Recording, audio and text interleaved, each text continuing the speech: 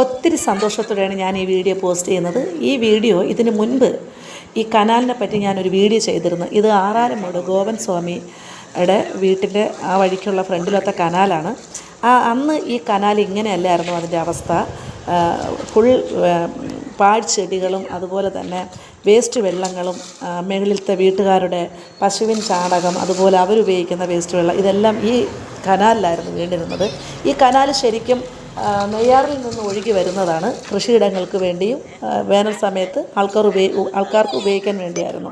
അത് ഭയങ്കരമായി മോശമായി കിടന്നതായിരുന്നുണ്ട്. അവിടെയുള്ള കുറച്ച് പയ്യന്മാർ ഞാനിങ്ങനെ വീഡിയോസ് ഇടുന്ന ആളെന്നറിഞ്ഞപ്പോൾ എന്നെ വിളിച്ച് പറഞ്ഞു.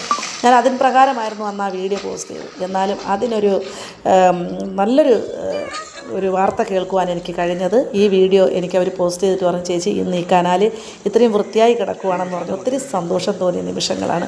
എന്ത് തന്നെയായിരുന്നാലും ഇന്ന് ആ കുഞ്ഞുങ്ങൾക്ക് അത് കുളിക്കാനും അതുപോലെ തന്നെ നീന്തി പഠിക്കാനും കളിക്കാനും മൃഗങ്ങൾക്കും പച്ചക്കറികൾക്കും എല്ലാത്തിനും ഉപയോഗിക്കുന്ന രീതിയിൽ തക്കവണ്ണം ഇന്ന് ആ കനാൽ മാറിയിരിക്കുകയാണ്. നല്ല വൃത്തിയാക്കി ചെയ്തിരിക്കുകയാണ്. എന്തായാലും നമ്മുടെ ചുറ്റുവട്ടത്ത് കാണുന്ന കുളങ്ങളും കനാലുകളും ഇതുപോലെ കണ്ടാൽ തീർച്ചയായും അത് ഹെൽത്തിനെയോ പഞ്ചായത്തിനെയോ അറിയിച്ച് വൃത്തിയുള്ളതാക്കണം. എന്തായാലും എനിക്ക് ഒത്തിരി സന്തോഷം തോന്നിയ ഒരു വീഡിയോ ആണിത്.